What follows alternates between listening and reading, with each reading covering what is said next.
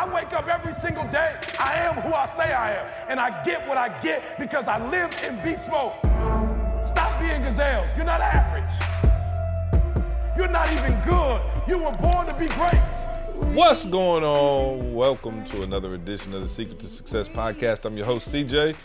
Joined as always by the Bayesian sensation, Mr. Carl Phillips. What it do? Let's get it. And Douglas Thomas, who's already on fire this morning. Early. We sparked the conversation. I said, just hit record, man. You trying to? I promise. You know what I'm saying? I told he mad at me because I told him his bark was a little worse than his bite. If you don't know, Jaylen moved down to Atlanta, so he's down here with me.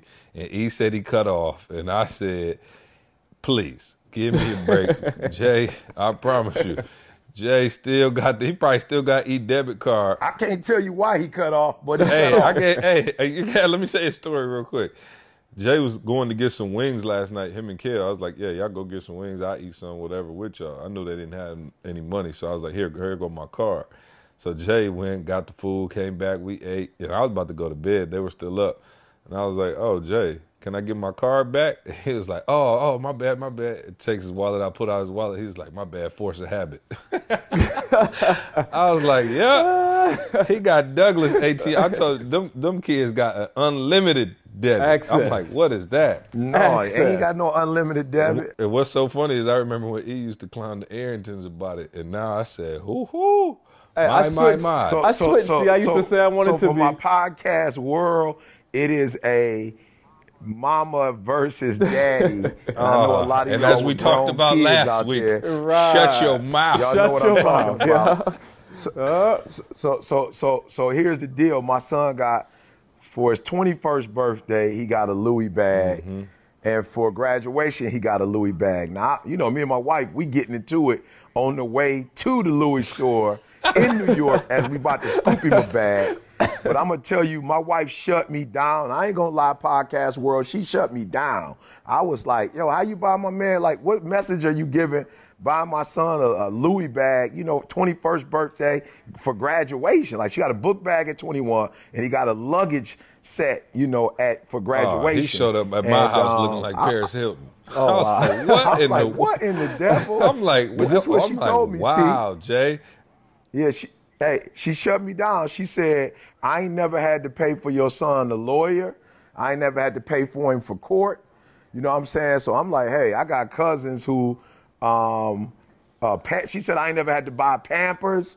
I ain't never had to buy none of that. So she's like, yo, I got family members who, who unfortunately are doing, I got cousins doing 50, 25, whatever. She was like, you know how much money they spent on lawyers, spent in court? So if I got to spend $1,500 on the bag, you know what I'm saying? I ain't got to buy diapers. I'm like, hey, I can't argue with you. I'm not going to argue. But if I had my way, I promise you, when I went showed to college, up with a stick with a little bag tied to the end of it. I went to college with literally a with little hobo. Well, I ain't gonna lie, I had one Adolfo suitcase. My grandmother, before she passed, she had bought me a suitcase, but I had that, and then for real, a literal hefty black bag that I had. Well, at least put, it was a hefty. the rest of my that way it ain't gonna fall through the bottom. It can stretch. Hopefully it was the force flex. So hey, if y'all want to start, not these two, because they still got babies they can control. But for those of you who adults and want to start that word a support lightly, though, group, Control, you know right? What does that mean? listen to me. You'll find out what I mean by that later. But y'all probably ain't getting into it with y'all spouse yet about y'all kids. But my son 21, and I'm still saying to my wife, we ain't gonna do this and we ain't gonna do that. And sometimes at the end of the day, see, now I can fight Jaylen and fight Jada, but y'all already know the deal on fighting with Didi. So I pull out my charge card and pay for the Louis bags both times. Yep, and he showed up here, like I said, looking like a Kardashian. I was like, wow.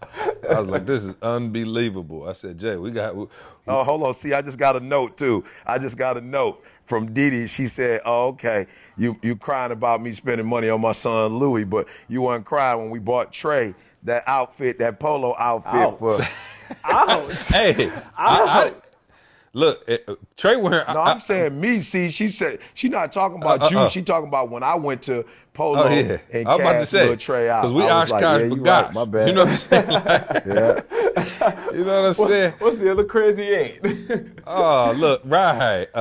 Carter's not low key. Carter's be hidden. No, we don't. Yeah, No, for sure. No, it's expensive, man. And you know, like I said, at the end of the day, you know, he is a good kid, and I think we talked about it before on the podcast. Just in all seriousness, like, you know, you can look at it both ways. You can look at it like you spoiling them, or you can look at it like you raising the standard for what they can accept. Because, like you always say, it's hard to go back to, you rocking the little Burlington bag as opposed to the Louis Vuitton. It's like, yo, you just set a standard and a taste for him. So hopefully he works to that level. But it only works if you pull the cord. You know what I'm saying? If you pull the plug on him.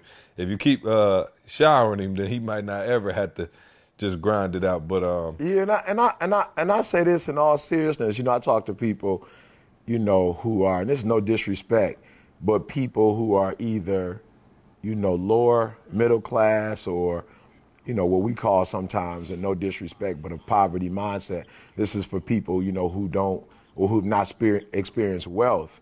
You know, I tell people all the time, when you grow up in poverty, it does not guarantee that you're gonna grow up in wealth. You know what I'm saying? Like, people look at me and be like, yo, it was the grind. You was homeless.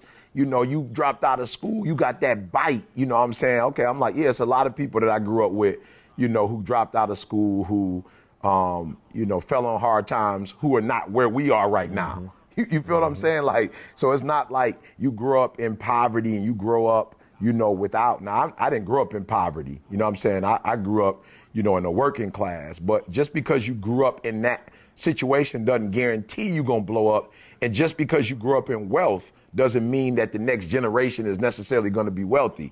You know, so it is a, I'm talking about, man, and we need to do a podcast on this. I'm teasing, but we need to do a podcast on this at some point, because even in my own home, bruh, you know what I'm saying, there is a different philosophy. So you think because I grew up a certain way, working class, Didi grew up working class, you would think me and her would be on the exact same page in terms of, you know, how we do what we do. You know what I'm saying? But Didi would never buy a Louis for herself. But I bought her, you know, a few, you know, but she would buy it for her son, or she'd buy it for her daughter as a reward for, like I said, 21, graduating from college. Whereas for me, the gift I gave my son, was a job. You know what I'm saying? That's how I looked at it. And somebody else might look at that as kind of crazy. But for me, my gift for my son when he graduated was, you got an opportunity to work at Rock Nation, you know, or you got an opportunity to work for your dad. So for me, I felt like, yo, putting you in a position where you get a job and you can earn your money was my idea. But my wife's idea, it's even funny. When he went to, he came to the A, his mom was like, you got any cash? And he was like, no, I don't got no cash. She's like, okay, I don't want you traveling without cash. Here go a couple dollars. I wouldn't have never thought. I'm like,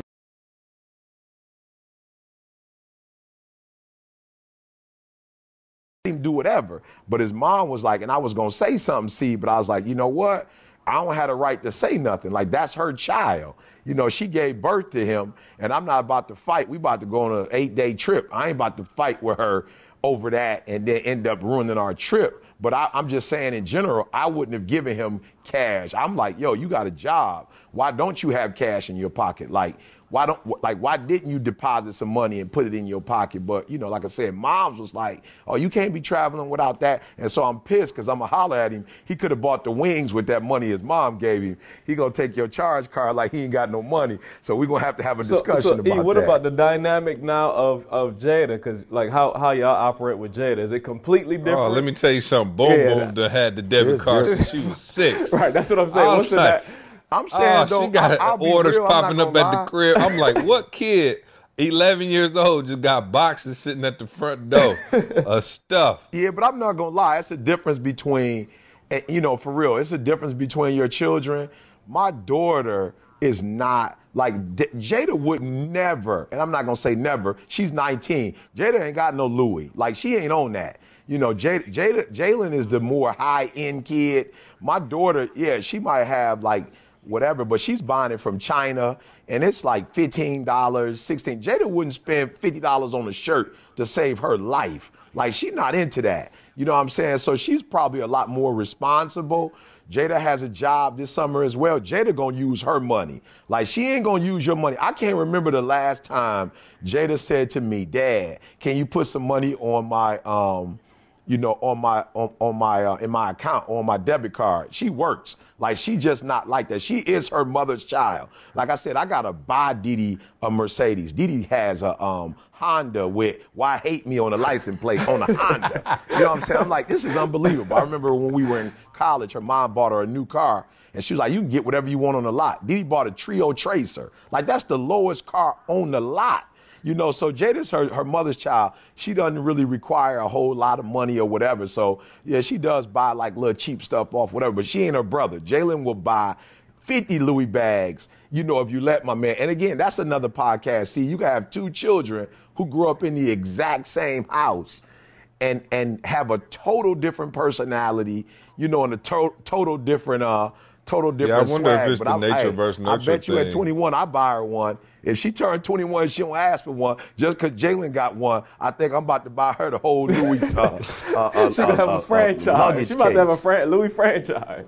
Yeah, I'm about to buy her a franchise. Well, I think the interesting dynamic, and I don't know nothing about it, but, you know, I guess you're getting to that point where I'm not going to say money's not an issue, but there's nothing that you can't give them like that they want. Like, it's not like you can say money is a barrier to not letting them do it. So it is, the governor is different, right? Like, flat out, like, we not having Louis conversations for, you know, my kids this second, you know what I'm saying? So I don't have to worry about it. But I'm saying, in terms of when you get to a financial position where you can't say no because we can't afford it, right? Like, so probably 10 years ago, you might have been like, okay, Louis, we're not doing that. Like, you might have got one for D and that was it.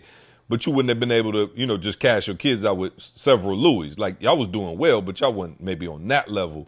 And so now the governor is different in that. You just got to decide whether you give it to them or not based on what you feel like they actually deserve, I guess, or need, as opposed to, like, I'm just saying, Jason be like, yo, Dad, all my friends are going to, you know, the Bahamas, and I need, you know, $5,000. Like, you wouldn't be able to say no because we can't afford it.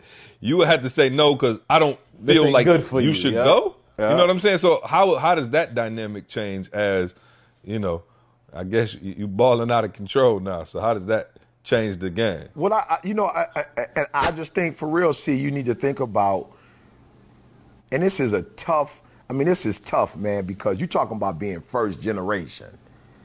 You know what I'm saying? And, you know, you got parents who would say, why would you do this or why would you do that? Because we couldn't afford to do it. You know what I'm saying? So sometimes, see, people say it's wrong because they can't afford to do it. Right. If that makes sense. Of course. You know what I'm saying? So that's what I mean. And there's a difference. What? That's what I'm talking about. Like, it's a difference between not being, and then you could, you know, you really say that because you don't want to make yourself feel bad. Like, oh, I would never buy my kids. It's like, and I might have been guilty of it too. I don't know. You know what I'm saying? I think it's a natural reaction. Oh, I would never buy my kids a Bentley. But it's like, it's all relative. You stretched yourself to buy your kid a Chevy Aveo. You know what I'm saying? Like, so you gave them the best of what you could afford. You know what I'm saying? You didn't drop them down and just get them the $1,000 beater if you could have afforded it. You got them what you could afford. And so what's the difference between somebody who's paid getting their kid what they can afford? And don't exclude, so E, real quick, I was going to say, don't exclude the value either, see. I'm just saying, like, they're not buying it, well, let me just not speak for it. If I were to buy a Bentley, I won't be buying it because it's a Bentley. I'm buying it because of what it is and what it like, you know what I'm saying? Absolutely. The value in that, like, it's made a certain way, you know what I'm saying? So, like, don't exclude that part of it either. Yeah, because you remember, I remember when I was in college seeing cats drive Mercedes-Benz. It would be like an older man with a Benz, but it's a Benz car that he bought 10, 12 years ago. You know what I'm saying? And he had to buy another car. You know what I'm saying? And he drove that sucker to, you know, the wheels fell off. But it was a Mercedes and it lasts. But I was just going to say, you got somebody that would look at a Louis. So I told you the first thing he got was a Louis book bag when he was 21. You know what I'm saying? And I felt my wife. He's 21 years old. You know what I'm saying? So it is somebody might look at it like it's a Louis bag. I don't know how much it costs. Let's say a car costs $1,200. I don't know. But you got somebody in a working class car that bought their child an iPhone 7. that's a stretch for their income. Right, you know what I'm saying? That's a $700 phone by the time you bought all the accessories. You know what I'm saying? It's a $600-700 phone. You know what I'm saying? So that is a lot of money when you look at your income for what you spent. Whereas if my wife bought a $1,200 bag and you look at the income, it probably is nowhere in comparison, you know what I'm saying, to the income. But what I do try to do, and you know, my wife doesn't fight me, it's a Louis bag that we might, you know, have our little whatever. But like I said, see, it was a birthday gift. It was a graduation gift. You know, so it wasn't just like, you know, in a random week we going shopping, we in the city, he just pick up a bag.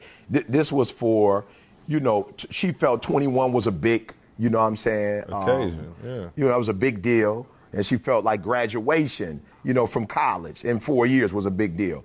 But I will show you where we did come to an agreement on when he came down to Atlanta, of course, to be with you guys, get trained, whatever, however long he's going to be down there. He didn't take the Escalade with him. So I never forget, see, and these are, you know what I'm saying, this is gold. 'Cause, you know, it's funny. Yesterday he said. Let me tell you what he said. No, let me tell you my part first. Then you tell me your part. Yeah, because I want to hear the back. I didn't get the backstory yet, but he says to me yesterday, I said, so what you going to drive? He was like, I don't know. He was like, well, actually, I was going to ask you, could you call my dad and talk to him about it? Because he only listens to you. He was acting real weird. He was like, I asked him about the truck. And he was like, no, just fly down there. And he was like, Dad, but what am I drive? He was like, it'll just be easier for you to fly down there. I said, what'd he say when you asked him about the ride? He was like, nothing. You think you could call him and ask him? I was like, so, okay, yeah. So tell me what was really going on. So what he said to me was the craziest thing, right? So I don't think he understood that was my Escalade, right? I don't think that was clear. Well, when you got the new one, I think by default, being his only son, the inheritance line is only right. Yeah, so what happened was, it was like, you know, Jay worked for the basketball team. So, of course, you got Langford, you got Miles, like these dudes, you know what I'm saying? These are big guys. Of course, you know, Tom is, you know, regular size, whatever Cash is. But Jaylen, part of his responsibility as a manager is, you know, you have to, they were freshmen, so you couldn't have a car on campus as a freshman. Yeah, so he transporting these cats. So I'm like, no doubt, you need to Escalade. You know what I'm saying? There's no question to ask. That's a part of your job. Like, I want you to succeed at your job. I want you to have all the tools and the equipment. And this is where, Carl, for me, wealth comes into play. You know, so for me, the Escalade wasn't about Jaylen driving around balling. It was about, you got to do what, 6'8", see? Yeah, functionality. You got to do two or three dudes, 6'8", you know what I'm saying? However much they weigh, that car fits 7 people. So he was able to take, you know, a majority of the guys who needed a ride, the freshmen, and take them around. I think maybe one guy didn't have a license, so Jaylen's able to take them to class, make sure they get to class, make sure they do whatever. So I'm like, no questions asked. He needs this transportation. You know, so some kind of way I heard him when I was in the car with him once. He was like, Dad, I need to get gas for my car. And I was like, whoa, when did you get a car? You know what I'm saying? Like, I'm confused. You know, and I come up in a generation, it might be wrong, forgive me, I don't know, but my parents was on some, you're having your friends over to our house for the weekend. Like, I couldn't stay in my house. You know what I'm saying? It was like, it was known that this is not your house. You not even renting out a room. We letting you keep, you know, have a room. So for me, I was on the same thing. Like, I'm allowing you to borrow this vehicle. So my man says to me a couple of weeks ago when I guess y'all talked and decided he was coming to the A, he was on some, yo, Dad, how much does it cost to, since I'm flying down there, how much does it cost to ship a car to Atlanta? I said, wow. Yeah. And he was going to fly and the ride was going to be transported. Oh, wow. No doubt. It's like if you were to take it, you definitely going to have to drive it, Jay. Yeah, I'm saying because Carl's car got shipped and my car got shipped to us. I guess it's like a possibility. Said, like, for real, we playing games, but you have to think about how other people view, you know what I'm saying? And so then they picked up the BMW and took the BMW to Denver to get, you know, get the new engine in it. So my mom's car got dropped off. So I guess he's seeing all these cars get dropped off. And so I guess, you know what I'm saying? I guess classical condition. It's drop-off ministries. You know what I'm saying? So no, my wife and I decided that, yo, for real, you know, you go into Atlanta, you know, of course, you paying your own, you got a job, so you're paying your own rent, whatever, so you're going to have to get your own car. Like, this was something that we allowed you to use during college, and now you're out of college, you need to get your own because you're not going to value it the way you'd value it if you paying for it, if you paying for the gas. It is what it is, bro. So my thing was like, yo, you go to A, you get on the MARTA, you know what I'm saying? You catch an Uber, you walk, you do whatever you got to do, you know, but I just feel like you're starting a new job, you know, you're starting a new life. You know, you're on your own. So I will say my gift to my son was I did what I had to do to create, you know, the speaking industry. You guys came along, took it to a whole nother level. So we created a job for him. So for me, that's my gift when you graduate, see. You got a job. I didn't give him any money. You know, I didn't give him any, you know, like when he graduated, he didn't get no, you know, money from me. It was whatever. It's like, here go a job. So now you have a way to earn money every month. And I'm just going to be real. Y'all might think I'm a monster, but I think 2 weeks before he graduated and then the week he graduated, like my man was on some like, Dad, I've been 4 years, I've been working with the team, traveling all over the world. Like I haven't had an opportunity to, you know, have fun. So he wanted to have fun. He traveled with his guys. And somebody was like, Josh saw his Instagram stories and was like, yo, E, I want to be Jaylen or Hudson in the next life. I'm like, I feel you. But this is what I told Jaylen. I was like, yo, you not getting paid for those 3 weeks you party. Because if a man don't work, he shouldn't eat. And I know a lot of people look at me like a monster, like, yo, you ain't giving no graduation money. Well, I gave him an opportunity to earn money, see? And he decided that, yo, I want to party, I want to hang out. And there's nothing wrong with that. I didn't graduate in 4, so I don't know what it's like to graduate and want to enjoy life or you whatever. You didn't party after you graduated after the 12? Right, you could celebrate after the 12, Not like that. I had 2 kids. And a mortgage. Yeah, and a mortgage. So it wasn't no celebration for me. But I told him, see, I wasn't mad that he celebrated. And I don't know how y'all see it. I wasn't mad that he celebrated, but I was like, C got to get up and go to work. Carl got to get up and go to work.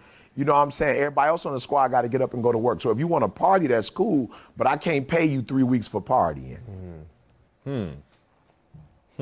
No, trust me, I get it, bro. I'm not tripping. Like I said, you know, I think Jay is, he's gonna be fine. But I think it may be a little bit of, if Didi don't backdoor him a couple stacks just to, you know what I'm saying, get him rolling. It's gonna be, you know what I mean? Which I'm not, which I'm still.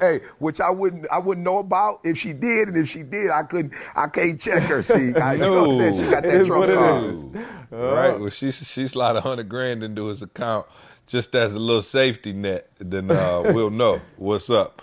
But no, man, definitely glad to have Jay down here. You know, Candace, you know, he came in, I think he came in thinking he was sweet. And Candace was like, look, I want you over here every Sunday for dinner. I want a full breakdown of how your life is going. Jay was looking like, shut it down. Mercy, I should have stayed in Michigan. So no question, Candace could be on that end. Yeah, no, that's so he got a mom down here as well. So yeah, good stuff. E, why don't you tell us, man? I saw your Instagram, man. If y'all didn't get a chance to see E's Instagram, man. Carl, I don't know if you saw. Oh, I saw it. I definitely did. Yo, I just, because I haven't even had a chance to ask you. By the way, yeah, this is probably one of the craziest things that could have happened. He was, I guess, can we play, Carl, you think if we play the video, you can hear it, right? Yeah, I'll get the audio. Yeah, let's play a little bit of it, and you can kind of hear the interaction, and we'll let E kind of break it down, so. Hey, what's up? It's your boy, E.T. I had a great experience, and you are the man. Man, I appreciate that, man. 2 seconds. In hospital, 3.5 months. I got nothing here. And I'm now in America, man. Wow. Married. I just got a good job. They flying me out to Orlando. Wow. A mate of mine, when I came here, hooked me onto you.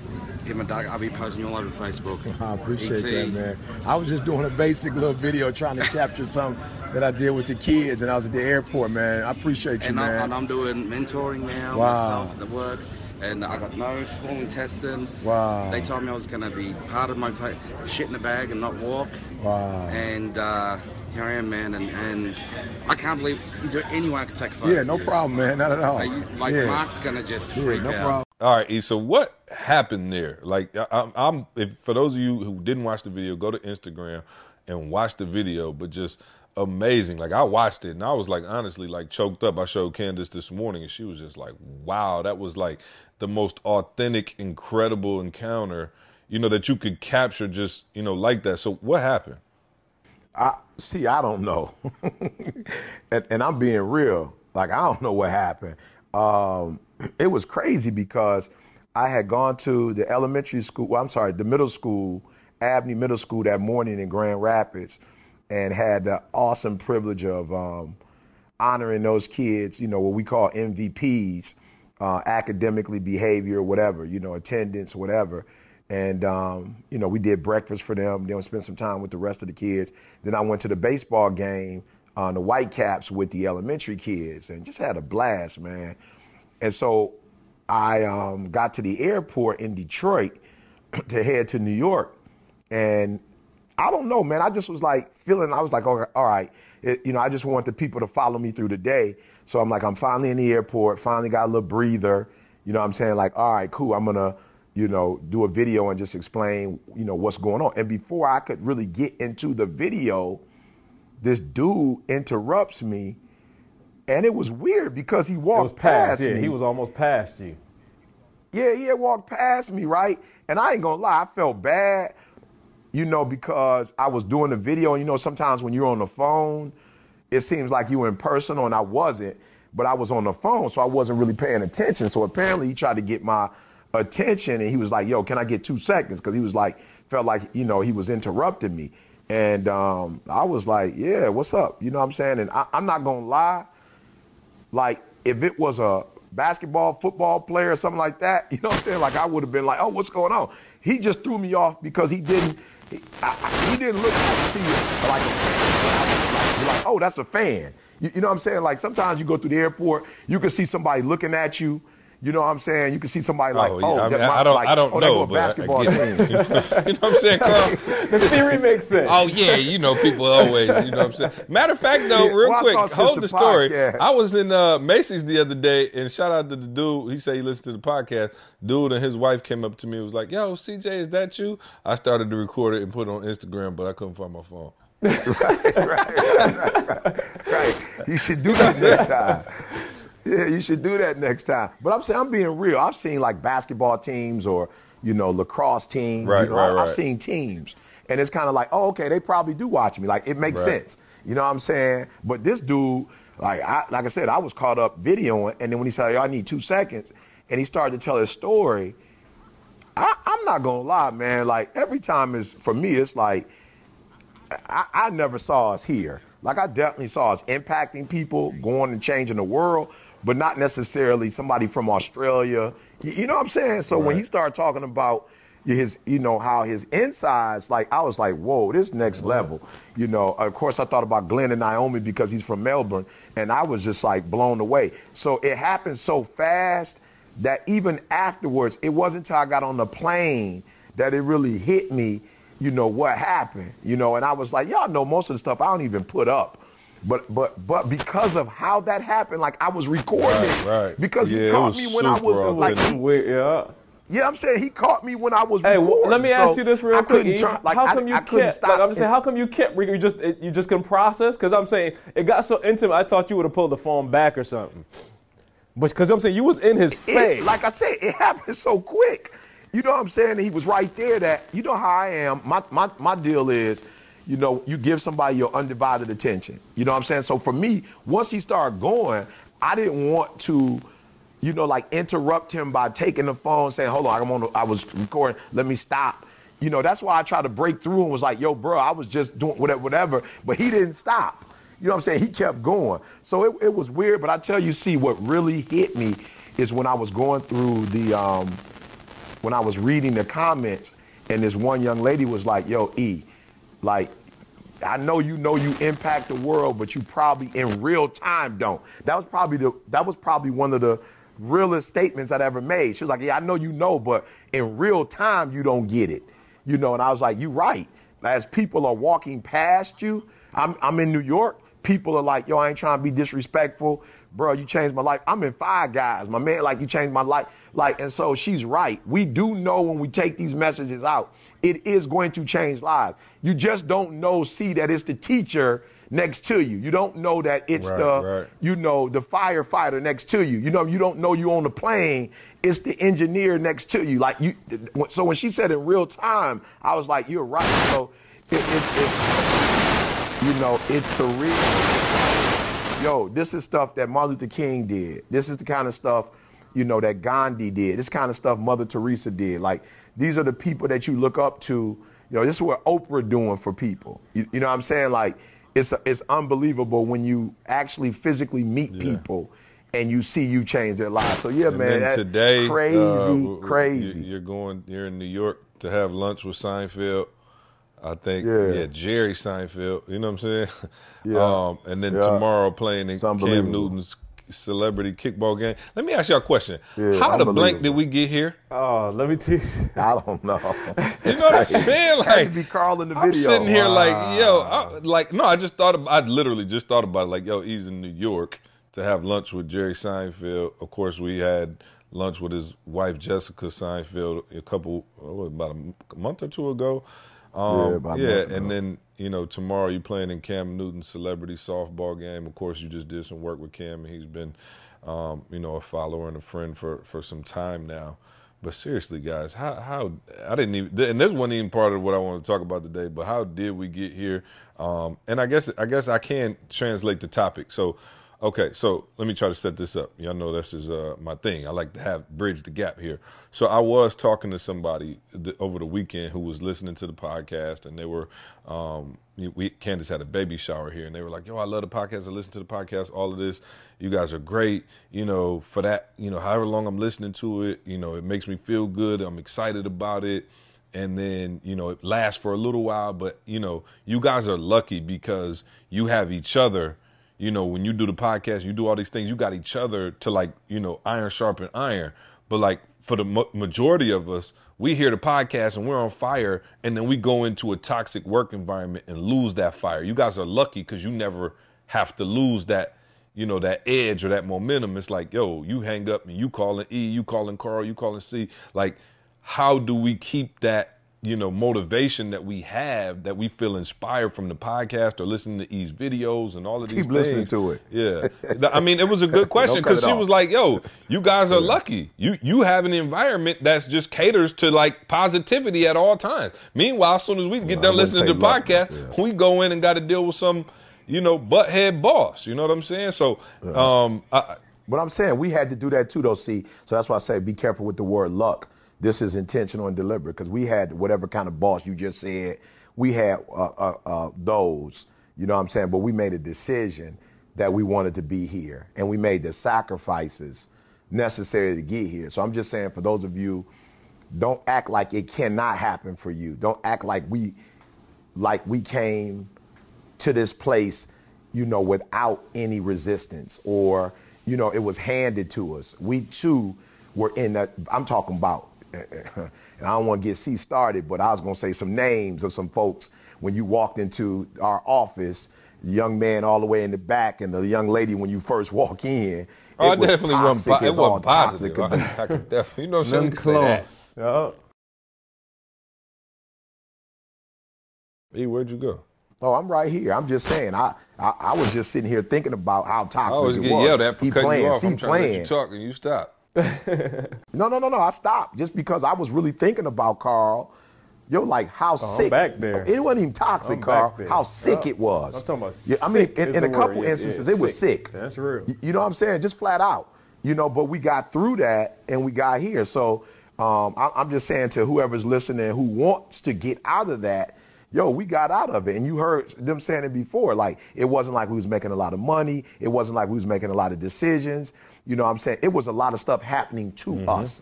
And when you say hate, it was some people who were trying to destroy us. Like, don't minimize it, guys. It was some people who were literally trying to destroy our name. Forget all the other stuff. They were trying to destroy our name. And we got through it and got to where we are. So if you're sitting there saying, yo, for real, I do want to get out of this situation. You could get out of it. And we probably could write a book about how you can get out of it. So don't just say luck, because we're not lucky. We literally looked at each other and said, yo, we ain't going to be going through this forever. This not going to be our life. This will be a chapter in our book, but this won't be our life. So when you see us geeked up, or you see the enthusiasm, or you hear the love, oh, you best believe we went through hell to get to heaven. We didn't wake up in heaven. We had to go through hell to get here, and that's why we're so passionate about this.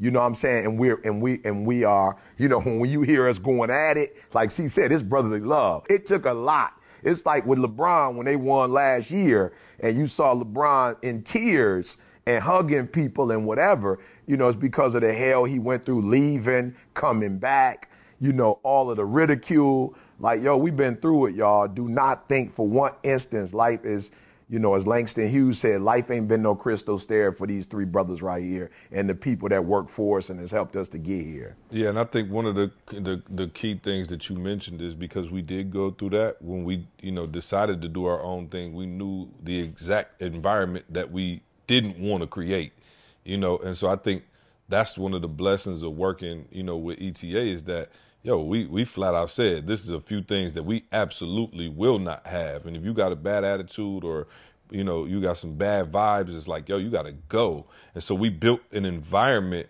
that was conducive to, you know, being positive. And that doesn't mean that, like, some of you're only positive when things are going right. And that's not how it works. You know what I'm saying? Like, I think some people, you know, get, you know, if they get a promotion or, you know, things are going well, that's when you're positive. Like, no, we had a positive work environment when we were broke. You know what I'm saying? When there wasn't money coming in, we were building each other up. We were reading, you know, John Maxwell. You know, we were going to the next level, reading Gladwell, Outliers, talking about stuff, laughing, you know, having a good time, keeping those positive vibes going, even when things didn't, you know, the outward manifestation might not have looked as sweet as it could have been. And that's the problem, I think, with most people, guys, is that as long as everything going smooth and everything's great, that's when the positive disposition is like, oh, okay, everybody can get up early. Everybody can be on fire. Everybody can, you know, laugh and joke and keep a positive attitude and work hard.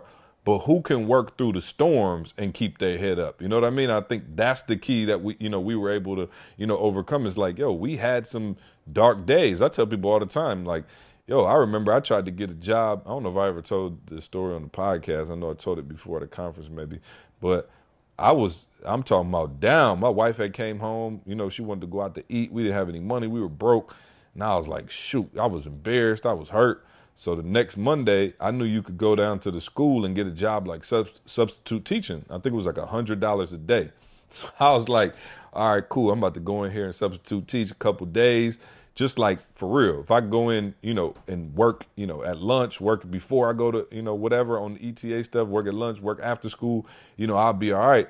And so I did it like 2-3 days. And of course I went in there, you know, did my thing. The other teachers were walking past the class like, this was a pretty rough high school. Walking past the class like, what is he doing in there? The principal caught wind, offered me like a full-time position. And E called me, was like, yo, what are you doing? And I was like, I tried to act like I wasn't in the school. Like I was answering the phone when E called me like right in the middle of class. And, you know, E was like, yo, you got to quit. You know, and I remember being like hurt a little bit because I was like, yo, finally got a couple of dollars coming in. I could take my wife out to eat. We got, you know, a few extra dollars around the house. But I remember feeling like, yo, you right. You know, I'm not being faithful over what we have here. And I let the job go or the substitute teaching thing go. And we came back to it. But I wasn't mad at E. It never, you know, spurned our relationship. I had a great attitude. And I think that's what allowed us, you know, the positive spirit through the harder times is what allowed us to get to the better times. You know so I'll go even back before that. See, I think one of the important things that we did do was, what's the line? Where your focus goes, your energy flows. So we focused on the students at Michigan State University. Seriously, as toxic as, you know, the work environment was, all the stuff that was happening, we got together every single day, and our job was to make sure that we helped these students. So the students were coming in, you know what I'm saying? So I'm saying we were faithful over what we had at the time. The students were coming in every single day. So we couldn't allow the students to come in and let them see us going through it. You know what I'm saying? So I'm saying, like E always says, it was something bigger than ourselves. So despite, it's like that, you know, that parent, for real. You're going to take whatever the load it is to make sure your kids are, you know, they're okay. So that's what we did. We took the load, and I promise y'all, we had fun. Like, this is the part that I want people to understand. And see, please don't kill me. I'm going to just say the name so y'all know where I'm going. CJ&nbsp. I ain't going to say nothing else than that. But we had fun. You know what I'm saying? We created some stuff, y'all, that we had somebody fun had doing fun. it. I don't know if it was me, but somebody had fun. That's another podcast, y'all. But literally, we did some stuff, y'all. We went and created videos. We had these kids doing skits. Like, we created a whole environment around us that was fun. These students loved it. So despite what was going on behind us, we kept looking at the stuff in front of us and kept working that. And I promise you guys, to this day, that's the stuff that we're still doing. That's the exact same thing we're doing. And the students didn't know. They had no idea. The students they had didn't know no what idea. He was going yep, through. that's real. So they had no you got idea. to think about what you're focusing on. The job might be toxic. And see, I'll go even further. Your house might be toxic. You know what I'm saying? Like, it's some people that your house is toxic, but you got to find the one thing that you can put that hope in, that joy in. There's got to be something in your life. I promise you woke up. It's got to be something in your life that you're happy about, you're proud of that, and you got to lock into that. Like I'm talking about the pit bull would lock in. Like, you're not letting that thing go until you die. You know what I'm saying? And you put all your energy, all your focus into that. And I promise y'all, that thing is the thing that's going to, like, deliver you from the stress that you're going through. Now, I promise, because that's exactly what happened to us. Now, look, I wanted to say this question for the EBB call on Thursday, but I know everybody's not on it. Shout out to Breeze University. Y'all get you the right. should be on it. Y'all get the BU sneak right here. And I know you reserve a lot of that depth, you know, kind of conversation to that call. See, but I want to ask you something as it relates to Carl talking about focus and being focused on. For us, it was those children making that transition, you know, from high school, you know, to the university and getting immersed, you know, in the culture. Because a lot of our babies, of course, you know, had never really been around, you know, that intense academic rigor, even from a social, you know, economic status. Some of our babies hadn't been exposed to that before, you know. So when you think about focus, as I watched some of the comments yesterday, one of the dudes said, yo, E, you know, and again, this is his words, it's not mine, guys. Please don't think I'm going here. But he said, yo, E, the craziest thing is about this whole video is you the man and you're not trying to be the man. And when I thought about that, see, I really wanted you to talk to our EBB and our game changers, those who are trying to go to the next level, you know, in their speaking, you know what I'm saying? But what I see sometimes, see, is people trying to manifest that type of video, you know, as opposed to focusing on, you know, the speaking. See, so I want to ask that question because you're like, okay, E, it happened for you, but it ain't going to happen for us like that. See, what do you tell somebody who's trying to do that kind of video? Like, you know what I'm saying? Like, you're trying to capture those type of moments. Well, I think that's why I started off with, you know, the craziest thing about it was how authentic it was. You know, it wasn't like dude came up to E and started talking and E put a camera in his face and was like, hey, check this out. Listen to what my man said real quick. People can see through that. You know what I'm saying? Like, I love it, bro. Like, we just don't build our brand like that. Like, do y'all understand? Like, yo, he puts up videos. Yeah, he might put up a video if he's at the Louis store, but he'll put up a video at TJ Maxx too. Like, yo, we're not trying to fake it. Like, we're not trying to show you that we something else. Like, yo, we definitely done flown private, you know, had these other things going on. But like, yo, it's just not something that we, you know, subscribe to in terms of we trying to put on a show for you. Like, we want you to feel how authentic we are. Because I'm going to be real. Sometimes, man, even before we got there, I look at people who did that on the reg, and it just seems so unreachable. And I think that's what's dope about the podcast, or what we train, you know, our other speakers about, is we want to make it tangible and reachable for you. We built a multi-million-dollar company, and we're on the line. You can hear us talking now, just a bunch of regular dudes together with a vision. And I think sometimes when people try to put, you know, the carrot out so far and make it look so crazy, and I think a lot of people do that intentionally to like break your will almost, to make it look impossible. So you on Instagram surfing and everybody's showing the best of the best, and they fly private and they got all this money and they doing this and they doing that and da da da da. When we tell you something, you feel the authenticity of, we're not telling you he's doing lunch with Jerry Seinfeld today because we're trying to brag. We're trying to show you and inspire you to show you where we came from, to now show you what we're doing. We're not telling you he's playing in the celebrity softball game to be like, oh, hey, look at E. You know, we're trying to tell you that to inspire you, because we know we also have shared the bottom floor. And I think that's what's so funny about, you know, a lot of people is they're scared to show you know, what it looked like beforehand, or they're embarrassed, or, you know what I mean? It's like, nah, bro, that's what made us who we are. I'm telling you the story about being embarrassed about going and teaching, substitute teaching, and feeling like I'm cheating on E, you know, and Carl, because I'm substitute teaching. Like, that's where we came from. We came from getting a check out of a vending machine. We came from, you know, traveling and doing all kind of schools for $600. You know what I'm saying? Like, we came from that. And so I feel like if you show both ends of it, that's cool. But some of you just on there trying to act like you blew up, you've been blown up, you're showing videos and things that of your life now, or maybe even your experiences, or maybe even not your life now, but things that you know, kind of trying to put on for. And all you doing is making the common person feel like, yo, this is unattainable. And I think that's the dope thing about, you know, what we do. And, you know, a lot of the feedback I get from the podcast is like, yo, we're a fly on the wall. We get this experience, like how you guys built this company, how you guys came together, how the relationship works, the dynamics of it. Like, yo, that's why we sharing stories about our family and, you know, the things we go through and, you know, all of those things that hopefully you take it and feel like, yo, I can get this thing done for myself. And I think that was what made the video so dope, is it wasn't E trying to show you that people like his stuff. He was doing a random video. Like, you could, it's funny. Like, go watch the video. I probably watched it 1,000 times. My man was like, actually, like, they were walking, you know, where like you walking in the airport and somebody like, you got to make a decision. Like, you go this way, I go this way kind of deal. My man like was actually dodging E, and then you could just tell he grabbed E's shoulder and E spun around, like doing the video already. You know what I mean? And just, yo, it was just so authentic. So I'm not sure if I answered your question, E, but. Yeah, no question. See, and here's the other thing that I want you to address on the EBB call, is just the whole timing thing. It's like you can make a, you know, like GMO or something, like, or, you know what I'm saying, like somebody takes something and makes it in the lab. You know, you can make something in the lab quick, you know, but when it's not organic, it does not have some of the same, you know, nutrients or the same life to it, you know. And I think what people have to understand, and I want you to go, you know, maybe give me 7 points to why this is so important on the call, see. But I think organic does take longer, and you don't control organic, and that's why you'd rather do it the other way. That's why you'd rather take it into the lab and manifest it. But even when you see, like, you know, my wife was showing me these ladies who've gotten the eyebrows done, but they were tattoos. Or when you see somebody like tattoo, you know, their hairline, you know, or do, you know what I'm saying, tattoo like their head, whatever. Like when stuff is fake, you know, when somebody has, you know, fake teeth or whatever, like there's some things that you can create in the lab, but it still doesn't look like the natural, you know what I'm saying? And it still doesn't, you know what I'm saying? It's just not natural. And I know people want to rush stuff and people want to make stuff happen. But I'm just saying that organic does take a long time.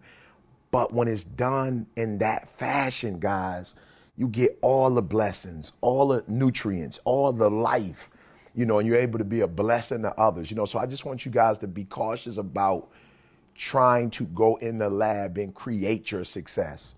You know what I'm saying? Going into the lab, you know, and trying to control your outcomes and just be organic like we've been. And in the long run, it may take longer, but man, it'll last so much longer, and it'll be durable. You know what I'm saying? It'll be durable. It'll be fresh. It'll be unique. It'll be innovative. You know, so just be cautious about, yep, I do know that, you know, you want to blow up. I get that. You know, you got a calling on your life, or you know, you got a special gift, or you know, you've been meant to be, you know, famous or whatever. But let it happen in the way it's supposed to happen, and in the time frame it's supposed to happen. Of course, I agree 1,000%. And I think the main problem with, you know, most people is, even some of you listening to this podcast, I'm gonna be real, and E, you got to help us out real quick. You're taking all this positivity in, which is great, right? You know, you listening to, obviously you listen to this podcast right now. Chances are you probably listen to E and the TGIMs, and you getting this, you know, motivational, positive stuff in you, which is great. I love it. But E, talk about the fact that you're not getting the negativity out. So it's almost like, you know, you got an old funky couch and you just spray it with Febreze. Like, it might be like 2 seconds. It might smell like, oh, okay, it smells good now. But I promise you, You come back 20 minutes later, you still gonna smell the funk off that couch. And that's a lot of you. You got so much negativity in that what you're doing is you piling positivity on top of negativity. But that negativity is so strong that just like that couch, that stinky smell eventually comes through whatever goodness you putting on top of it. E. So can you talk about like how to strip that old stuff? Because people are trying to blow up and go to the next level and they don't have that old stuff out. Yeah, you put new stuff in, but you're not taking old stuff out. Yeah, I mean, there's nothing to add to that. See, you said it. The only thing I would say is I just meant like how, because like I know how to put positive. I can put positive people in my life. I can put this in my life. I can put that in my life. But if I went through a nasty divorce that still haunts me, how do I get over that? If I went through, being backstabbed by a business partner and I still got those feelings in, I'm putting new stuff. What's the Bible say? You can't put new wine in old wineskin. Yep. I'm saying, and that's it. It's what you just said. So, but I would just say prioritize, because I think there are people who think that I can do this first, and then what happens is as you start doing all the motivational stuff, because the other stuff is so difficult to handle or you got done in by a business partner. See, that's emotionally challenging. Like that's weight. You got a divorce, an ugly divorce. These are things we do not want to revisit, because the challenge of revisiting it is that we have to feel it all over again. You know what I'm saying? Like you don't have the luxury of dealing with it without having to deal with it. And so the motivation feels better. The motivation, is hope. It's, what I'm saying? It's all the positive feelings, the gooey feelings. So what C said is important. What I would just say is like, okay, so maybe put a system together where you do a 3-for-1 or a 2-for-1. And what you don't do is like a 10-for-0. You know what I'm saying? Where you go and do 10 positive things and 0, go back and deal with the negative. So I do understand how challenging it is. So give me I would prefer a 2-to-1 ratio. Okay, and if that's too difficult for you, give me a 3-to-1. But for every 3 positive things you do, go deal with 1 negative. Or for every 2 positive things you do, go deal with 1 negative. You know what I'm saying? Because I feel like you don't want to just deal with negative, negative, negative. But here's a challenge. I did a lot of positive, and didn't want to deal with the pain of my biological father not being in my life. And so I would always say, it ain't that deep. It don't bother me. Whatever. Come on, you're a human being. Of course it bothers you. So what I had to do was say, okay, you travel in the world, you speaking, you doing baptizing people. Okay, you got to deal with that. So I was like, okay, now it's time to go deal with that. So I did a lot of positive stuff, almost was finished with school, at least I was like finished enough where I knew the track, Carl, is what I'm saying. Like I might've needed 120 credits and I was at like 105 and was like, okay, now I need to go deal with my biological father. I had dealt with some stuff with my mom, you know what I'm saying? So it's like, okay, let's go deal with this big thing, so by the grace of God, yeah, let's do 2-to-1, 3-to-1. Where we deal with 3 positive things. I got back in school. I got a good job. I'm in a healthy relationship. All right, let me go get counseling for this divorce. You know what I'm saying? So I'm not saying like just go deal with all the negative and then by the end of the day you crush because all you dealt with was negative. No. But if I read, a positive book, then I'm going to go and mend a relationship or at least deal with a relationship where I was watching something the other day and the girl was like, her sister slept with her man, she felt like, and I was just like, yo, how did you keep going without dealing with that? Like, 'cause you got to see your sister on the reg, family reunions, different events. Like, how do you live thinking your sister slept with your man? And so it was like she was finally getting counseling for it, so that's what I would suggest, see, at 2-to-1. But if you're not strong enough to do 2-to-1, 3-to-1, and if you're not strong enough for that, at least don't do me no more than 5-to-1. Like, don't do 6, 7 positive things, going to conferences, reading books, listening to audio books, getting in programs like BU. Like, don't do that and not deal with that. And so here's the other thing for me. Write a list of all the negative down. Let's keep an inventory of the things that have really crushed you, the things that you have not want to deal with, and put them up somewhere so at least they don't get away from us. Because some of this stuff can get away from you. I've met people who have had challenges. They've been molested 15, 20 years ago and didn't deal with it. And what you don't realize is that it does still affect you. I've seen females who've been overly aggressive and they don't even know they're aggressive, because something happened to them years ago that they never dealt with. So give me an inventory, write that stuff down. You can't get to it all at once. It is some heavy lifting,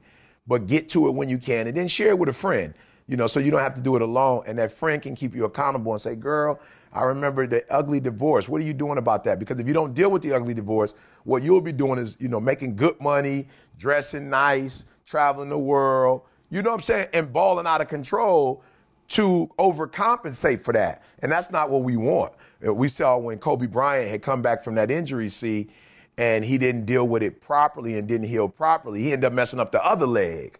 You know what I'm saying? So it has to be a balance, between the two. I don't know if I shed light on that, but that would be the formula that I would use. Yeah, no, 1,000%. That's good. That's good. I think the thing, that I hope everybody understands is, E, myself, Carl, like nobody's, immune to those negative thoughts. Absolutely. You know what I'm saying? Like, if I sat here right now and thought about the 3 worst things that ever happened to me in my life, I promise you it would ruin my whole day.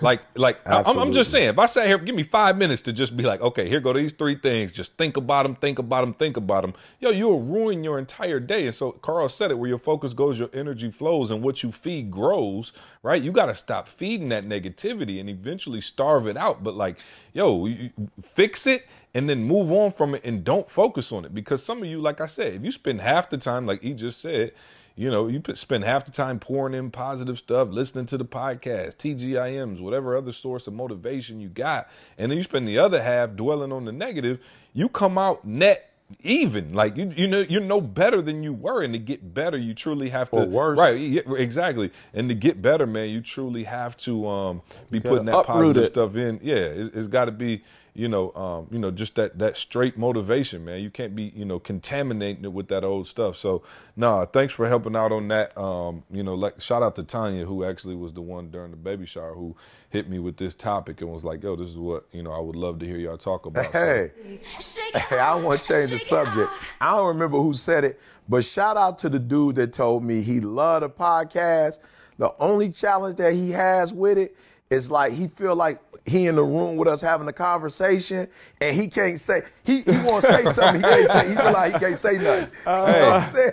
He's like, yo, E, I feel like I'm in the room with y'all and then I be wanting to say something and I realize this is a podcast. I can't talk right now. He's like, he wanted to jump in and give his commentary. So hold like, me accountable. I'm going to create some kind of space, whether it be our blog page or something where we could get a bigger conversation going. Hold me accountable for that. Yeah, no, we're about to get the website. Carl and I talked about that. But here's the thing. I want to do something different, man. So I've been trying to get y'all to write reviews. And so I asked a few podcast friends, how do you get people to write more reviews? And they said, well, try reading some reviews of the podcast and inspiring other people to read them. Yeah. So sounds logical. Okay. Right. Sounds logical. Sounds like a great idea. Let me try that. And so I went to it and I was reading through a couple and I was like, this is not fun. And it's not funny. So I said, and Ken, if you give me some music ready, give me something like classical music ready.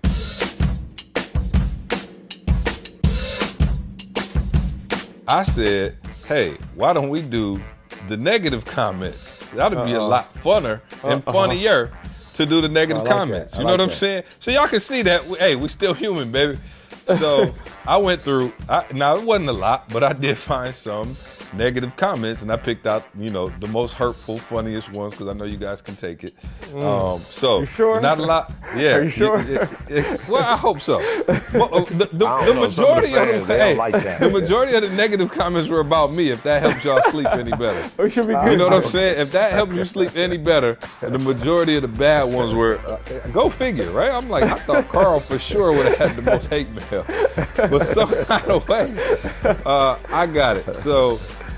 Let's see. Let me read his name. Kunb589 says, love the podcast, but CJ talks over people.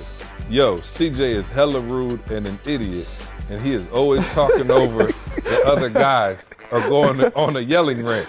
Otherwise, great podcast.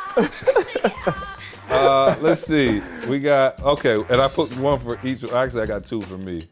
And somebody else called. Can we, Carl, say if it's true or false? Though? Can we? Right. So here goes one for E. Patrick in Florida said, I love the podcast, but why does E have to say C after every statement? We weren't ready, C. C, we never took a handout, C. People told us we weren't ready, C. We get it, E. You're talking to C.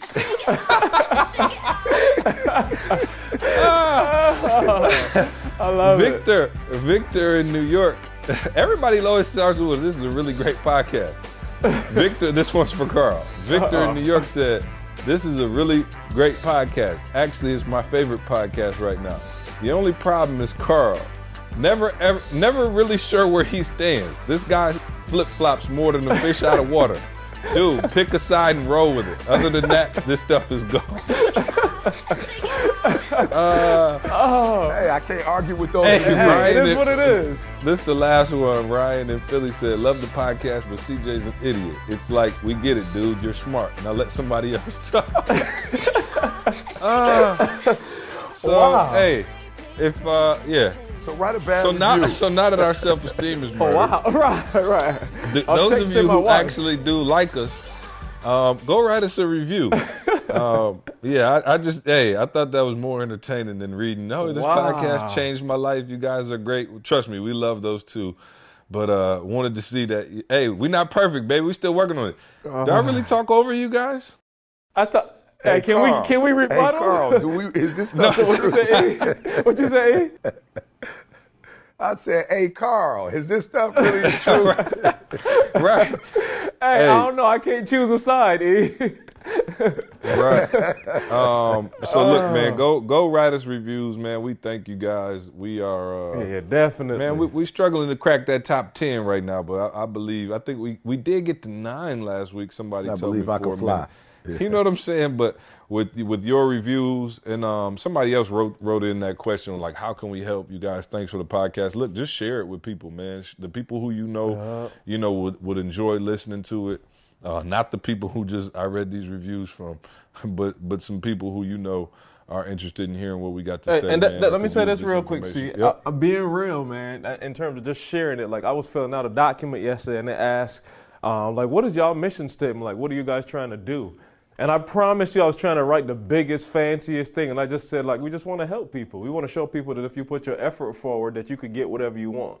So, like, seriously, y'all, that's what we want y'all to do. Share this so people can understand. Like, see, I mean, we said it the whole podcast. We're not trying to show you something that you can't do. We're trying to show you, read the negative reviews, show you as real as it is, to show you that we are nothing different than you. We just a couple of dudes that put our heads together and decided that we weren't going to stop until we got our goals accomplished. So that's all it comes down to, man. We need your help on that. Multiple goals. Yeah, multiple. Like he said, business, family, everything. Yep. You know, finances, yeah. We're just regular dudes. So for the rest of the hate mail, do me a favor, send it to etinspires.com/nobody gives a damn. And we'll be sure to read those on the air. Yeah, no doubt. All right, so let's jump into a more positive segment. Ask ET. Ask ET. We got a new sponsor. Can I? Yeah, please. No. Tell me who it's sponsored by, then I want to say something. This podcast is sponsored by Organized. I hope he's satisfied. I'm talking. Hey, this podcast is sponsored by, as always, Breathe University. But today's sponsored by Organized by Cam. Are you always on the go? Need a hand getting your life organized and simplified? Then you need to try out Organized by Cam. Cam is an expert at helping you regain control of your household as it pertains to your cleaning, organizing, decluttering of your life. Schedule a free one-on-one consultation with Cam today by calling 517-749-1375. That's 517-749-1375, or go to Facebook and type in Organized by Cam. Did I mention that Cam is my sister-in-law, and the reason I'm endorsing this is because she got Candace and I's whole life straight. We got our basement organized. We got the playroom, everything organized, garage cleaned out. We got all kind of stuff done. So shout out to Cam. As y'all know, she's been working with us for years and is a beast in helping you get structure. She's probably solely responsible for making sure that E gets to where he's supposed to be, man. And so shout out to Cam for grinding and starting out on that entrepreneurial journey. So if you're somebody out there who's like, man, I got kids, I got a husband, I got a wife, I got things that's going on that I need help, I need to get organized, man, she is a beast in helping you, get that stuff together, man. She's helped me and my wife tremendously just on keeping schedule and, keeping things on target, getting our house in working order. And man, she's absolutely a beast at what she does and been working with us for years. So I'm happy to, do that for her and put her information out there. And shout out to her as she goes on her entrepreneurial journey. So give her a shout. Organized by Cam on Facebook. Cam is Kam. If you need some help, getting right. So shout out to my sister-in-law. I love you. Great work. Proud of you. Let's jump into, you got something you wanted to say before we go to Ask ET? Yeah, just real quick, because there's so many people who complain about either a glass ceiling or, life's not fair, or everybody else, gets the breaks. I never get a break, I just want to share something with you guys. Carl just said it in our mission statement. It's really about, it was a key word he used, effort. And I just want to share with you guys, that while life isn't fair, that there are some people who have not been born with certain luxuries or, with certain opportunities. I really believe that at some point life gives you those opportunities. And instead of crying and complaining, you really have to take, ownership and make it happen. So real quick, I had a situation that happened to me last Tuesday. Some members of my church and seniors. I'd like to say, Carl, they're probably the oldest members of our church. Absolutely. And the husband is at a point in his elderly state that he's at some stage of Parkinson's. I'm not sure. I've not done a lot of research on Parkinson's, so I'm not really sure what stage. But I know it has, crippled him to some extent. And his wife and he were going to a sister's funeral. She was 90 years old. And so, I was fortunate enough, as well as Ashante, to help them get their plane tickets, et cetera. With this technology, a lot of our elders don't necessarily, they're not savvy with, buying tickets or whatever. And so I get a call from them. Actually, he called me. When he made it to Orlando. I thought it was weird, but he called me and was like, Pastor, he was kind of frustrated. Pastor, money's no good no more. And I was like, okay, what's going on? He was just explaining to me that, he made it to Orlando, but his wife forgot her credit cards. And he was trying to pay cash for a rental car, and they wouldn't let him pay cash. He had already had the reservations, the whole nine.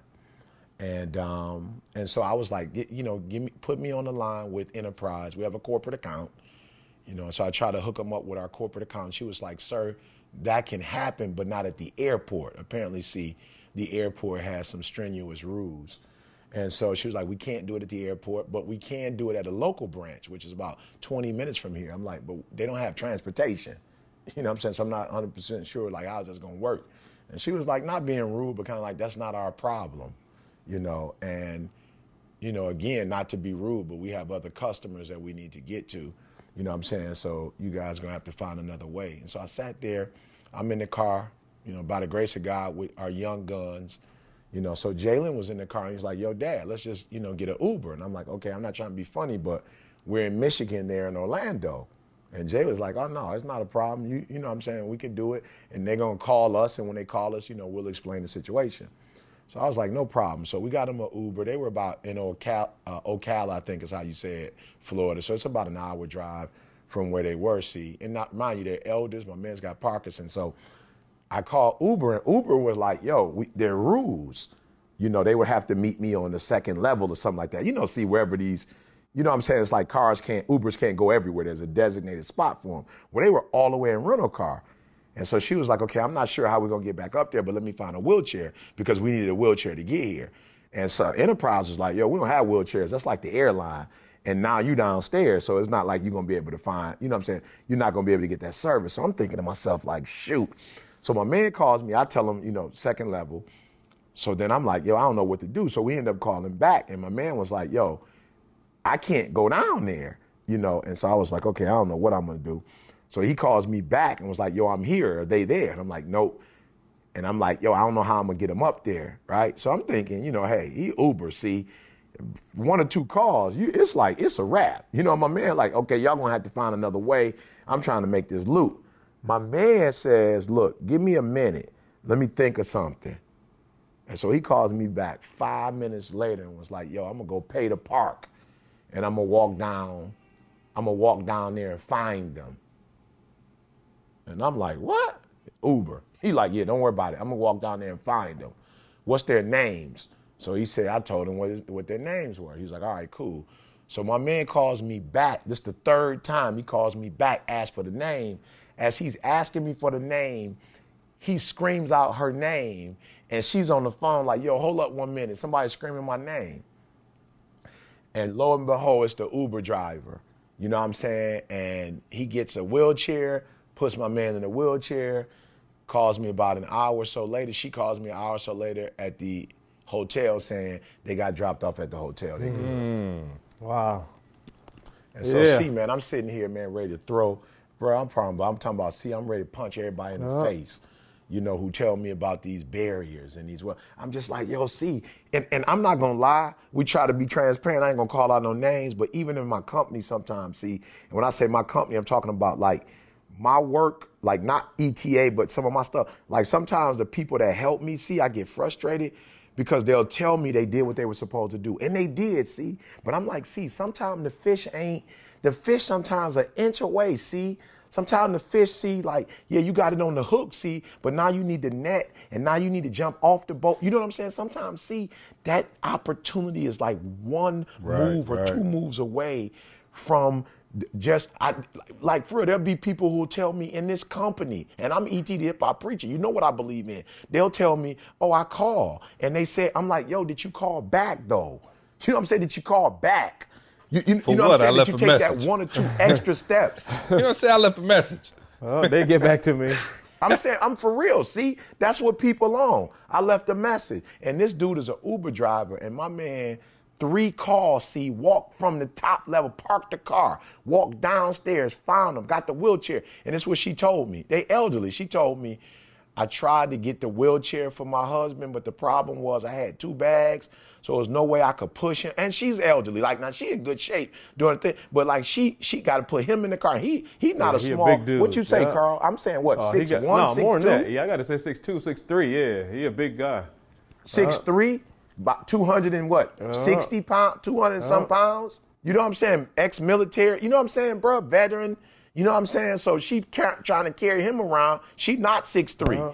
You know what I'm saying? My man came down and put them in the wheelchair, grabbed one of the bags, took them to the vehicle, dropped them off. And I'm telling somebody out there, you are 1 extra move, 2 extra moves away. You look at, they said it was double dribble, but you look at the move with Steph Curry, you know, and LeBron. LeBron way bigger than my man, so he can't like physically oppose LeBron. Double dribble. But that a couple extra dribbles and then a spin move, and boom, he took my man to the hole and didn't get blocked like he did last year. And so I'm just saying, you 1 or 2 more dribbles, a spin move away from being financially successful, from having a better marriage. Wow. Well, I did this for my wife. I did this for my husband. Yeah, you did. But that 1 extra move can take you from being average to good, or that 1 extra move from that extra phone call from good to great. So shout out to the Uber driver, man. And shout out to those people out there, man, who go the extra mile, you know, who make that 1 extra call, who put that extra Mia with the cards that she sent us. Shout out to people who don't do what's required of them, but who do more than what's required of them. And those are the people who are going to be rewarded and go to the next level. And those people who just do enough, those are going to be the people who are always crying. There's no opportunities. There's a glass ceiling. Don't nobody like me. They always picking everybody over me. Yeah, because you never want to go that extra mile. Ouch. So I just felt a couple people in their car just going, ouch. No, thanks for that, man. Let's jump into Ask E.T. Casey in the UK said, E.T., what country have you yet to go to that you would like to visit? South Africa. South Africa. Africa in general, man. Yeah, that's where I'm ready to go next. Okay. Ivan in Buffalo says, CJ, what is the most important part when building a brand? Ivan, solicit emotion. Great brand, solicit emotion, right? You think about Nike, Starbucks, Like those type of brands that we look up to and love, those are like the brands that give us a feeling. Like it's something about holding that Starbucks cup. It's something about putting on, you know, the Nike gear. Like you might not even be fast, you might not be athletic, but you put on like some brand new Nike stuff, or, you know, some of the what does E wear, the sleeve, and, you know, the little Nike apparel. Something about it, although there are no magic powers in it, it solicits an emotion. When you look at it, you get a feeling when you see that swoosh. And so when you're building your brand, you know, always remember what emotion are you trying to solicit? Like when you look at our brand, you know, you look at the logo with E with the arms up, right? We're just trying to solicit an emotion, victory, overcoming, you know, all of those things. So when you think about your brand, make sure you solicit emotion. Somebody says, CJ, how could you say LeBron was better than Jordan with 3 rings? Oh, boy. Here we go. Oh, Lord. Go back. That's a different you missed a podcast. piece of it last week. Well, no, go back and listen. I did not say he was better than Jordan. I said if he managed to win this championship, that is what I you would said. say he was the GOAT. Now, that was a big if, because now they down 0-2. They might be down 0-3 by the time y'all hear this. We're recording this on Wednesday, so they play tonight. We'll see. I'm still not giving up on LeBron. No, you can't. I always say, see, sensationalists, man, get on my last nerve. Maybe they just got to make money on all these little sports channels. Sure. Bro, it's killing me, bro. I'm like, come on. They've secured home court advantage at Nothing's best. happened. Yeah, You they know did what what I'm they were saying? supposed to do. Nothing has happened yet. Right, I'm just saying they secured home court advantage. That's all they did. And I'm upset that Durant is the best player in the world, bruh. I would love for Durant to be the best player in the world. Who said that foolishness? That was Paul Pierce. Oh, yeah, Well, he the best or the best player to date, whatever. I would love for that to be true. And people say, you're a KD fan? No, but I love to spread the wealth. I'm not one of those guys that like to see Alabama win the national title every year or see Michael Jordan win 6. You know, I'm not that kind of player. I like to mix it up. Unless it's Serena. I was going to say our Serena. Yeah. Or Serena. I wouldn't mind that. But no, but jokingly, you know, yeah, KD, whatever. The reality is they not back at home yet. And we did a big podcast. Oh, no, that was an EBB call. I'm sorry. Where our guy from the Raiders talked about, you know, the difference in playing away, how you had a different hotel, you eat different, the crowd, the energy. So, you know, this is far from over. You know, did they win 2 impressive ones? Absolutely. But they were here last year. And I know people saying this person got hurt and Bogart, whatever his name was, the center got hurt. And Day got kicked out, you know, of course, all of that. But we know that they were up 3-1, and somehow they came back, Cleveland came back and won. So it can happen again. You know, so cut it out with all of this, you know, this person's the best after 2 games, whatever. So, yeah, I hope it's a good game, though. See, I'm not interested in a sweep. I'm not interested in 4-1, because for me, after this is over, it's baseball. For the rest of the year. It's just baseball for the rest. No other sports, nothing else. Oh, so man. I want to see this thing drag out, man. I love sports, and I want something to watch. Well, you don't like baseball? What's the problem with baseball? America's I like sport, baseball. America's game. I like baseball, but, you know, if depending on who's playing, it could be like 1-0. You know what I'm saying? So, baseball's better played than watched sometimes. It's like watching paint dry. Unbelievable. And shout out to the baseball players. They a beast at what they do, but goodness gracious, you talk about going to the ballpark and being bored out your mind. I'm like, Lord have mercy, I need some more action. But, you know, shout out to the baseball players. We got a lot of baseball players that follow us. We love y'all and support y'all. It's just tough to watch sometimes. You know, I said the best, well, I shouldn't say that, but the best time was when Mark McGwire and Sammy Sosa was getting them joints. I'm talking about hitting them joints out the city. Park. Unfortunately, it was a synthetic substance that was being used to help them do it. Was it organic? No, it was not organic. I promise you, that was in a lab somewhere, grown. And so shout out to that, and shout out to you know, all of you guys for listening and rocking with us on the podcast. As always, man, join us at breatheuniversity.com. Just amazing things going on there. We got had a special guest, actually Sean, who was on the podcast, was on the other night on Breathe University on the call, and we probably spent 40 minutes talking about water. Promise you, it was the most riveting 40 minutes of your life, man. Just riveting. Listening to Sean talk about water and what kind of water you need. And I'll go on record saying, see, that I've made some adjustments since that call. Oh, I made a bunch of adjustments. Yeah, I made some adjustments, real adjustments. Yeah. Oh, for sure, 100%, man. He gave us some very valuable information, guys. We always have brand new guests on there, just bringing the fire, bringing the heat, bringing that information, guys. Where else could you be connected to over 3,500 people who listen to ET, who embody the work ethic, the spirit, just the everything of ET that are all in one place, man. The network is insane. I don't want to say any names, but somebody who works in BU just got hired to go work for somebody else who works in BU and is actually moving like a state away, like a couple states away. So just a phenomenal network, if nothing else, man, of positive people who got each other's backs, man. If you want to stay in that positive mindset, join us at breatheuniversity.com, a small investment for a big change in your life. Real quick, we got Houston, July 9th. Yes, sir. Right? Stay H-Town, ready. We're coming to Houston. Stay ready. You do not want to miss that. That's July 9th. We'll be in the building. Somebody call the Breakfast Club and let them know we'll be in the building on the 8th probably. Smash and goodness gracious, I can't wait to get there. Also, phenomenal cruise. You guys know March 2018. Most of you have heard us talk about it. We're going on a cruise, man. It's going to be insane. I've never been on a cruise, but I'm looking forward to it. Just 7 days, man, of just fun, just hanging out, chilling, actually doing some workshops, deep diving in some stuff, man. We're going to grow and have an amazing time. So we'd love to have you guys join us at phenomenalcruise.com. Also, E, we have the... Hey, before you move, see, tell my man E, that's how he get in the conversation with us. We're doing it live on the cruise.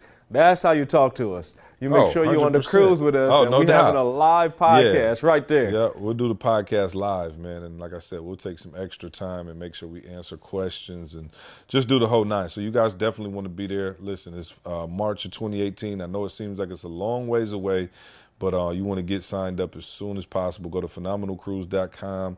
Also, somebody asked about the affirmations. E, when are we already got it done. Carl, did it go up? Or not yet. Okay. I missed it this week because we recorded one last week. I was going to put it. What day did we say? Tuesday? I think we're going to put it up on Tuesday. So can we put it up this coming Tuesday? Yeah, on Tuesday. Yep. So thanks for holding us accountable on that. E already got the first one done. I heard it. It's dope. So like I said, guys, for those of you who are loyal listeners, man, we just wanted to do something, on another day of the week that could pump you up, inspire you again, just give you that extra boost that you need. So on Tuesdays, E's going to be doing, I think this one is like 4 minutes. They may be anywhere from, 90 seconds to 5 minutes of an affirmation, a story of some kind, but just something to get you going on your day. So it'll be on the podcast channel. Don't be alarmed. We didn't switch the podcast format. It's not a 4-minute podcast now, just an extra supplement to go with what we're doing. So look out for that on Tuesday. Anything else I'm missing, Carl? The TGIM, we mentioned that one. TGI Married, August 5th. Yes, August 5th. Miami, Florida. Yeah, definitely want to be there. Yep, August 5th, Miami, the marriage conference. Make sure you're there.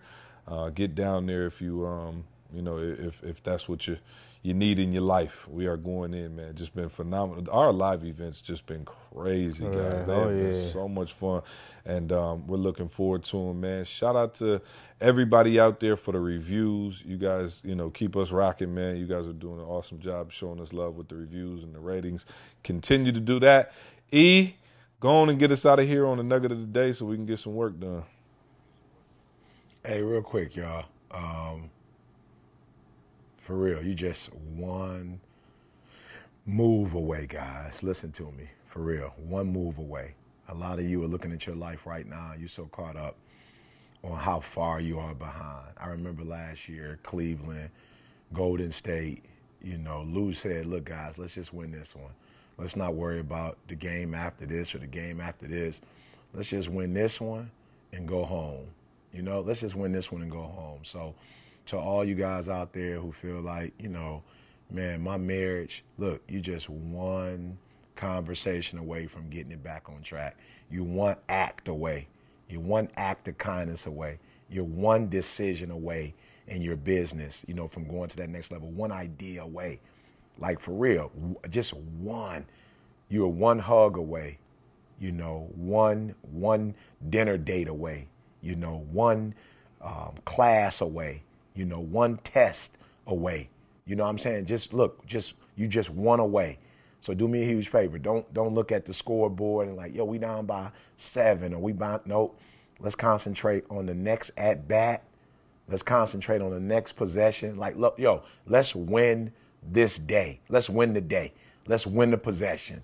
You feel me? Like, let's win this conversation. Let's walk away from this conversation knowing that we won. All right? So let's survive. Let's win another day. Let's survive. Win another day knowing that this could be the day that turns the rest of your life around. This could be the day, right, that takes you to a whole other level. Like, this is the day. So we're going to win this moment. We're going to win this conversation. We're going to win this possession. We're going to win this day.